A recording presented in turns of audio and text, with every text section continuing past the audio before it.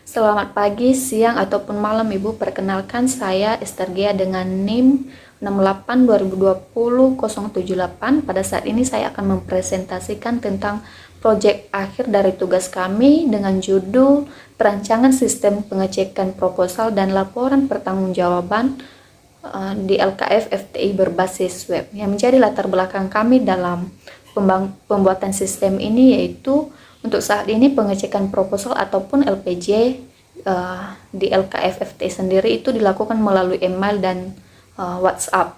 Akan tetapi banyak sekali kendala-kendala yang ditemukan jika dilakukan pengecekan seperti sekarang ini, mulai dari seperti kesalahan format proposal ataupun LPJ, kemudian kesulitan pemegang kegiatan dalam mengecek alur karena disimpan di drive terpisah dan kesulitan dalam menampung informasi yang didapatkan di waktu lampau, kemudian serta juga kesulitan dalam melacak proposal dan LPJ sudah sampai di tahap mana. Kemudian tujuan dan manfaat kami dalam membangun sistem ini yaitu tujuan yang pertama, menyediakan sebuah sistem yang menyimpan seluruh informasi terkait alur pengecekan dan pemeriksaan proposal dan LPJ. Kedua yaitu menyediakan sebuah sistem untuk membuat format proposal dan LPJ secara otomatis. Kemudian yang ketiga yaitu menyediakan sebuah sistem untuk melacak, memeriksa, serta memberikan memo pada proposal dan LPJ. Sedangkan manfaat dari pembuatan sistem ini yaitu memberikan kemudahan dalam mengakses informasi alur pengecekan dan pemeriksaan proposal dan LPJ. Kemudian yang kedua yaitu meminimalisasi kesalahan dalam format pembuatan proposal ataupun LPJ. Dan yang ketiga yaitu memudahkan pemeriksa atau pemegang kegiatan dalam melacak, memeriksa, serta memberikan memo pada proposal dan LPJ. Kemudian yang menjadi sasaran kami dalam pembuatan sistem ini yaitu pertama pihak pemeriksa proposal dan LPJ, yang dimana pihak itu seperti Kepala Bidang SMF, Sekretaris, Bendahara SMF, Komisi Anggaran, dan Komisi Pemrograman BPMF, serta Sekretaris dari BPMF. Kemudian pihak yang kedua yaitu pihak pemegang kegiatan, yang dimana yang menjadi pihak ini seperti BPH Kegiatan dan Koordinator Satuan Tugas. Solusi aplikasi yang dibangun dalam segi teknologinya sendiri yaitu supaya bisa membantu dan mempermudah pengguna ataupun user dalam mengakses alur informasi pengecekan, pemeriksaan proposal dan LPJ. Dan untuk softwarenya sendiri, selain penggunaan fitur yang mudah, maka user juga bisa membuat dokumen dan mengedit dokumen dalam aplikasi ini secara otomatis. Kemudian dalam segi hardware-nya yaitu prosesor yang digunakan masih tergolong standar dan mudah untuk dioperasikan. Kemudian perbedaan proses bisnis lama dan proses bisnis baru. Untuk proses bisnis lama sendiri itu pengiriman dokumen masih menggunakan email ataupun WhatsApp dan sering juga terjadi kesalahan format penulisan dokumen. Untuk proses bisnis barunya sendiri dalam segi waktu ya mungkin lebih efisien karena dalam sistem ini telah tersedia format penulisan baik LPJ maupun proposal. Kemudian dalam segi arsip dan rekap dananya ini lebih mudah karena ada dalam sistem itu sendiri. Nah, metode yang kami gunakan dalam pengembangan sistem ini yaitu kami menggunakan metode waterfall karena dalam sistem yang akan kami buat nanti itu mungkin lebih dapat mengakomodir kebutuhan setiap aktornya, sehingga pada saat implementasi sistem yang dibuat nanti dapat berkualitas dan juga efektif untuk menjalankan proses-proses pemeriksaan yang ada.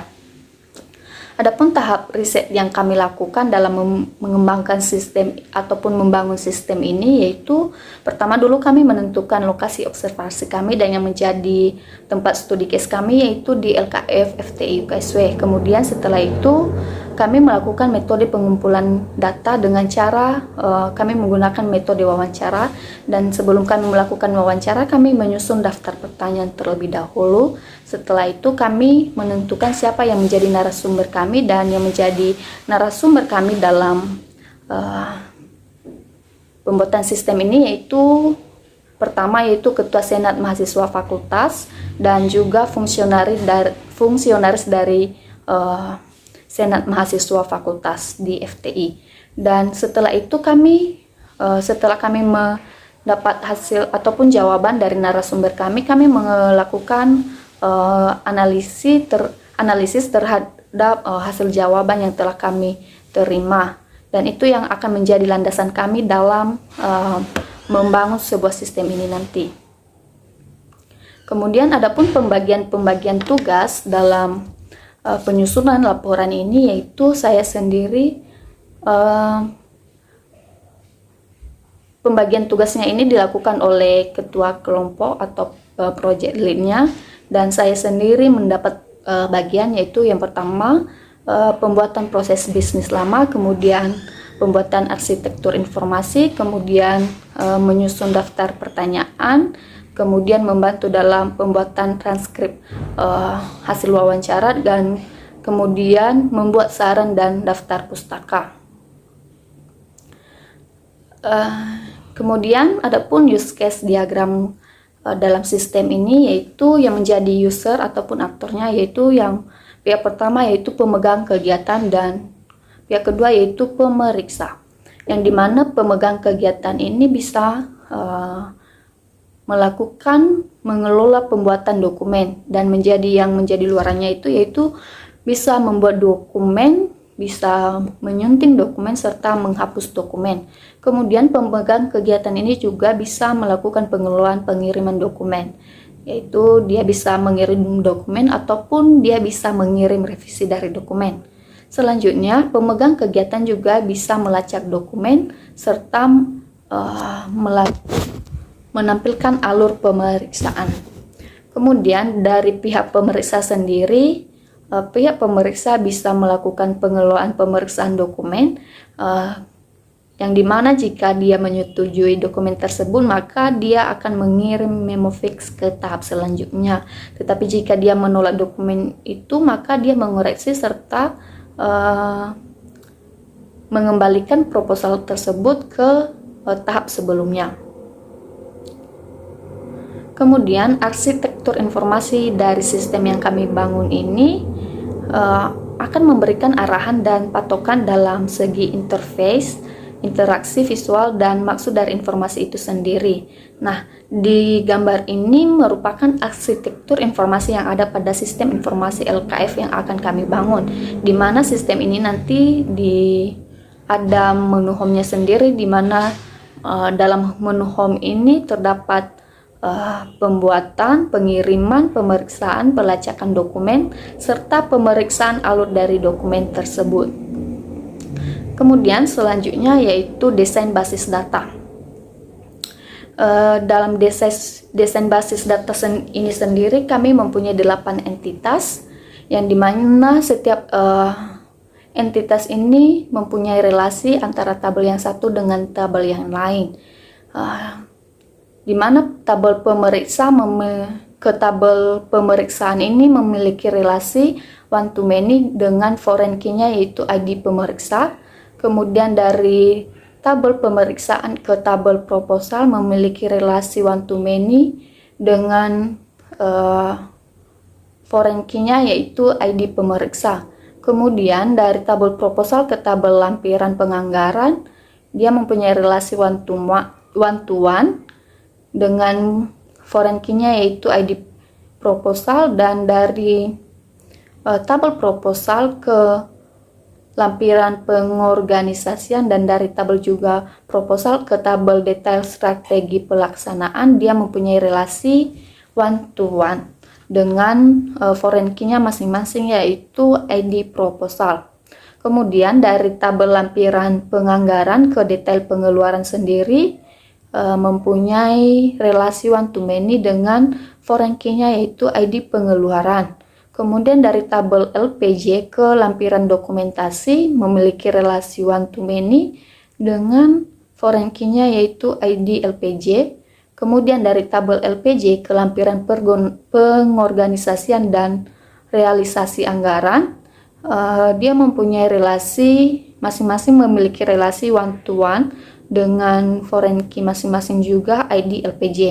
Kemudian dari tabel lampiran realisasi ke detail realisasi memiliki relasi one to many dengan foreign key ID realisasi. Nah, di dalam setiap tabel ini juga memiliki beberapa atribut dan primary key, yang dimana di tabel pemeriksa sendiri mempunyai atribut ID pemeriksa, nama pemeriksa, jabatan pemeriksa dengan primary key ID pemeriksa. Kemudian untuk tabel pemeriksaan mempunyai atribut ID pemeriksaan, status pemeriksaan, tanggal pemeriksaan, tanggal pemeriksaan dan ID pemeriksa dengan primary key-nya yaitu ID pemeriksaan. Kemudian tabel proposal mempunyai atribut ID proposal, pendahuluan proposal, nama kegiatan proposal, dasar pelaksanaan, perumusan masalah, tujuan kegiatan, penutupan proposal, ID pemeriksaan dan ID pemegang kegiatan dengan yang menjadi primary key-nya yaitu ID proposal. Kemudian selanjutnya untuk tabel detail strategi pelaksanaan mempunyai atribut ID strategi pelaksanaan, gambaran kegiatan, sasaran kegiatan, target, kualitas, target, kuantitas, dan ID proposal dengan yang menjadi primary key-nya yaitu ID strategi pelaksanaan. Kemudian untuk tabel lampiran penganggaran mempunyai atribut ID penganggaran, sumber dana, total pemasukan, total pengeluaran, total saldo, dan ID proposal dengan yang menjadi primary key-nya yaitu ID penganggaran. Terus untuk tabel detail pengeluaran sendiri mempunyai atribut ID pengeluaran, kebutuhan, pencairan, jumlah, satuan, frekuensi, harga satuan, subtotal dengan primary key-nya yaitu ID pengeluaran. Kemudian masuk pada tabel pemegang kegiatan memiliki atribut ID pemegang kegiatan, nama pemegang kegiatan, jabatan pemegang kegiatan dengan primary key-nya yaitu ID pemegang kegiatan. Kemudian untuk tabel LPJ sendiri mempunyai beberapa atribut seperti pendahulu ID LPJ, pendahuluan LPJ, nama kegiatan LPJ, penutup LPJ, evaluasi kegiatan, rekomendasi kegiatan, ID pemegang kegiatan, dan ID pemeriksaan dengan primary key-nya yaitu ID LPJ. Kemudian tabel lampiran realisasi mempunyai atribut ID realisasi, sumber dana, total pemasukan, total pengeluaran, total saldo dengan primary key-nya yaitu ID realisasi. Kemudian tabel lampiran dokumentasi memiliki beberapa atribut seperti ID dokumentasi, link gambar, kemudian keterangan gambar dengan primary key-nya yaitu ID dokumentasi. Kemudian tabel detail realisasi memiliki atribut seperti ID realisasi, kebutuhan kegiatan, anggaran proposal, tanggal realisasi, jumlah realisasi, saldo, dan yang menjadi primary key-nya yaitu ID realisasi sendiri. Kemudian laporan yang diakomodir. Yang pertama yaitu list kebutuhan di atas 5 juta. Ini memiliki fungsi untuk menunjukkan kebutuhan pengeluaran dari proposal kegiatan yang anggarannya di atas 5 juta. Kemudian rekapitulasi rencana anggarannya, tujuannya yaitu untuk membantu bendahara pada saat rapat kerja untuk merekap keseluruhan rencana penggunaan dana selama satu periode. Kemudian yang ketiga yaitu rekapitulasi realisasi anggaran, yang dimana memiliki fungsi untuk membantu bendahara pada saat rapat evaluasi untuk merekap keseluruhan penggunaan dana yang terrealisasi dalam satu periode juga. Kemudian proposal yang sudah diproses berfungsi untuk membantu sekretaris mengetahui proposal apa saja yang sudah masuk atau diproses supaya proposalnya yang belum masuk itu bisa di follow up ke bidang departemen atau pengurusnya. Kemudian LPJ yang sudah diproses ini bertujuan untuk membantu sekretaris agar dapat mengetahui LPJ apa saja yang sudah masuk dan diproses, dan supaya LPJ yang belum masuk ini nanti bisa di follow up ke bidang departemen yang bersangkutan. Kemudian masuk pada kesimpulan dan saran. Adapun kesimpulan dalam pembuatan sistem ini yaitu berdasarkan hasil analisis yang telah dilakukan, maka dapat disimpulkan bahwa sistem yang baru dibangun ini akan memudahkan user dalam pengiriman proposal atau LPJ karena memiliki alur yang lebih jelas serta tidak mungkin terjadi kesalahan format file karena semuanya telah diatur dalam sistem dan akan jauh lebih mudah dan dalam pengarsipan serta reporting dari semua dokumennya. Kemudian sarannya yaitu Untuk saat ini fungsi pelacakan untuk melacak sampai di mana proses proposal ataupun LPJ masih belum diterapkan dalam sistem ini. Jadi untuk kedepannya kami mengharapkan untuk menjadi bahan pertimbangan lebih lanjut dalam upaya meningkatkan kualitas sistem yang telah kami buat. Jadi sekian saja Bu presentasi dari saya. Terima kasih.